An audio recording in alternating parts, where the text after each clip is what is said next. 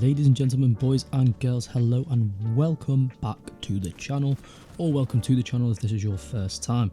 I would just like to say really quick before we get into this video, thank you very much for all the support. We got like 2k views on the last video and also gained like twice as many subscribers as we already had, and it got like 50 something likes, so I would just like to say much appreciated for that. But the reason why you clicked on this video today is because we will be going over the best 5 attackers for the new season Deadly Omen. So let's get right into the video. So the first operator that I think you need to be playing in the new season of Rainbow Six Siege is Ace. Now the reason why Ace is because he is probably one of the best hard breaches right now, not just for his utility but also for his weapons, because if you are left in like a 1vx situation, personally I think that the AK-12 out of all the hard breach weapons is definitely the best one out of them. The Bearing 9 and the Type are very good on Habana, and I can't remember what Thermite's gun called, but it is also very good, but the fire rate and the damage is just unmatched on the AK-12. Now going into Ace's gadget, 9 times out of 10 Ace is the best hard breacher to bring. The reason why I say 9 times out of 10 is because if you are attacking a basement site with no real wall to open up, like on Lair, then hatches are not Ace's strong suits, as you have to use 2 out of your 3 Selma charges just to open up 1 reinforced hatch. But 9 times out of 10, like I said, Ace is brilliant because there's always a main wall that you have to try and breach, go through, and also because he gets 3 of them, you can open up a main run through, go round, and then open up like a different wall. Like on Chalet, for example, you can go to Trench, open up a line of sight there into Wine, and then go background to the garage wall and open up a run through, the way you can run through and then plant. So what does a typical round look like for an Ace player? Well, let me tell you, the first minute and a half of every single round that you play will be spent droning, trying to get those breaches open, those line of sights. Once you've put down your 3 Selma charges though, that is it for your hard breach capabilities, and now you can go and frag out. Now the reason why I say this and why you can do this more with Ace rather than other attackers, or the hard breaches I should say, is that Thermite's gun and Habana's gun is unmatched, like I said previously, and they don't really have the damage output to get a bunch of frags, whereas Ace, high damage, high rate of fire, low recoil, it is the perfect gun for fragging once you've put down your utility. But please do not be that Ace main that does not use their Selmas and tries to frag out, because it will not end well for you, trust me. So moving swiftly on into this second operator that I think you should be playing in Deadly Omen is Flores.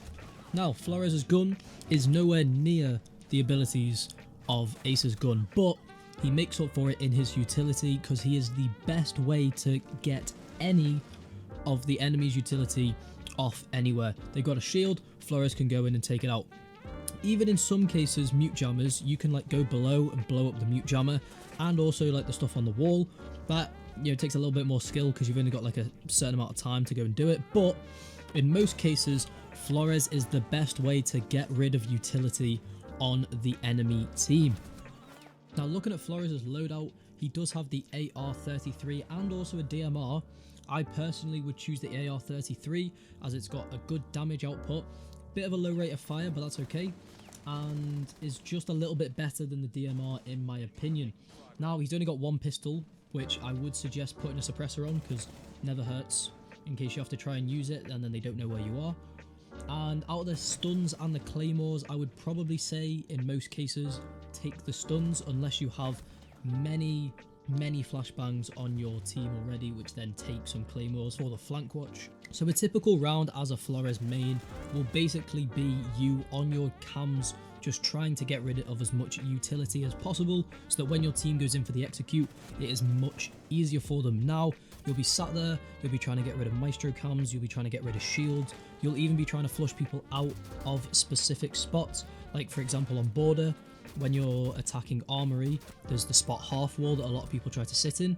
If you get your cam and drive it on in there, you can either blow them up and get a kill if they just decide to sit there, or they will run, and as they run, you either sit there yourself or you get your teammate to watch it from the breach and get an easy kill, making it a 5v4 or whatever the score is. Hello, I do apologise for interrupting the video that you are very much enjoying, but I'm just reminding you to leave a like and subscribe down below. Also, in the comment section all the way down there, would you please comment who is your main operator, and has this video so far changed your main? I will be also asking this question at the end of the video, so just leave a comment either now or later on and let me know, have I changed your opinion on who your main operator is? Peace out, I'll let you get back to the video. Into our third operator, it will be Iana.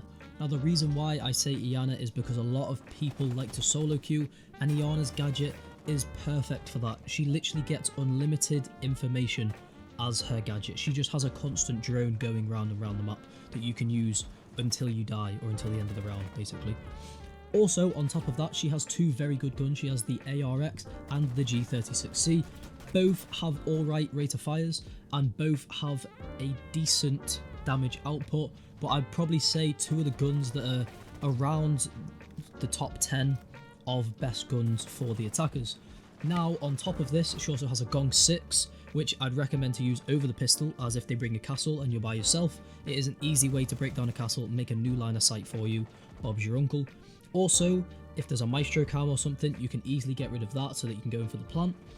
Now, she does have stuns and smoke grenades. I'd say take the stuns if you are by yourself, and if you are with a team, then you'll be needing the smokes, as you can smoke off far and cut off line of sight from the defenders as you go in for the execute, which is perfect, as then you can hold line of sight, or you can even throw it, go around the other way while they're all like, what do we do, there's smoke in the way, pop, pop, pop, pop, 5 one-taps, easy kills. Now a typical round for a Iana main, or just someone playing Iana, will very much be kill orientated, as she is one of the top entry fraggers in the game right now. So what you'll be doing is you will be looking about where you want to enter. Once you find out where you want to enter on the map, you will use your clone to go in, or you can use the sound of getting the clone out to bait enemies if you know someone's near, and then swing on them because they'll be like, ha, that's a drone. Probably try and push down, bang, dead. So our penultimate operator that I will be talking about in this video, if you don't know what that means, it's second to last, is Grim. So why Grim, you ask? Because not a lot of people play him, but if you look at pro play, you can see how good he is. He's very good when it comes down to the execute. I'd say that he's a lot better than Ying when it comes to execute, which is another one that a lot of people use, as Grim can literally, if someone smokes off far for him, he can put his little trackers inside of the smokes. If the enemies ever try to push, you literally have a live ping, live information on exactly the location of that enemy, making it 10 times easier for you to kill them, because number one, they'll be in smokes or they'll be in a quite easy choke point, and number two, if you have live information and they're like, oh, they might be there, 9 times out of 10 you will win that gunfight. I say 9 times out of 10 because some people get lucky with headshots and stuff, or maybe you just have bada-bim. But that is why Grim is probably one of the best execution operators right now. So getting into Grim's loadout, when we look at it, he does have the 5.52 Commando, which, although is not the strongest gun, is still a very competent gun. Now the recoil is low, very, very low on this gun. The rate of fire is quite low, but the damage is quite high, so it kind of balances itself out. As the pistol, you've only got one of them. I'd say maybe pop a suppressor on that, because you can never go wrong with that. There's basically 0 recoil in every single pistol. And then you have the option of breach charges or claymores. I would say go with the breach charges, as then not only can you be useful for the execute, but you can also be useful in getting soft walls open, maybe opening up some vertical for your team, holding angles from above, and stuff like that. So as a Grim player, what does a typical round look like? Well, what you'll be doing is you'll kind of be playing the role of a hard breacher. You'll be staying back, waiting for the execute to come, as normally you don't want to be in the front lines, as your utility is very much used for the execute, unless you are going for a roam clear, which then it can also be very useful in cutting off angles for the roamers and kind of like trapping them in one place unless they want to get live pinged, which then you will probably be watching it anyway. So that is kind of the typical round. You'll either be playing the breach or going for the roam clear, either one. And now moving into our final operator of this video, which will be Buck. Now, why do I say Buck? Well, Buck is very, very, very versatile at the moment. You have the soft breach with his gadget, you have the C8 SFW, which is a very good gun. High damage, high rate of fire, low recoil. It is perfect. Then we also have a Gong 6, so castle barricades, no longer a problem. Maestro Cam watching the plant, bang, that's gone. So we've got soft breach, we've got utility denial, and now Buck even has hard breach devices as well. Now yes, it's not the biggest hard breach, it would probably be best to be used on a hatch, but even so, hatches are very important on a lot of sites, and if you're already playing vertical, then it's just a 2-in-1, and if a hard breach does die, you still have that capability to at least make 2 holes into sight. Now, what does a typical round look like for a Buck player? Well, you'll be playing a lot of vertical on sites that will allow you to, like the downstairs attack on Clubhouse. That is a very, very, very good map for Buck Clubhouse, because you can do like a triple layer break. Same with Consular and Cafe. You can basically break through like the very top, go all the way down, and you can be on the top floor and kill people all the way down on the bottom floor. He is very, very, very useful for that. But you will basically want to be like the first person into the building and just trying to open up new angles, new ways to get kills. It's very easy to get rid of roamers as well, as you can break up a whole new line of sites that they have no clue that are there. So that has been the video, everybody. If you did watch this far, clearly you enjoyed the content. Make sure to subscribe and like the video.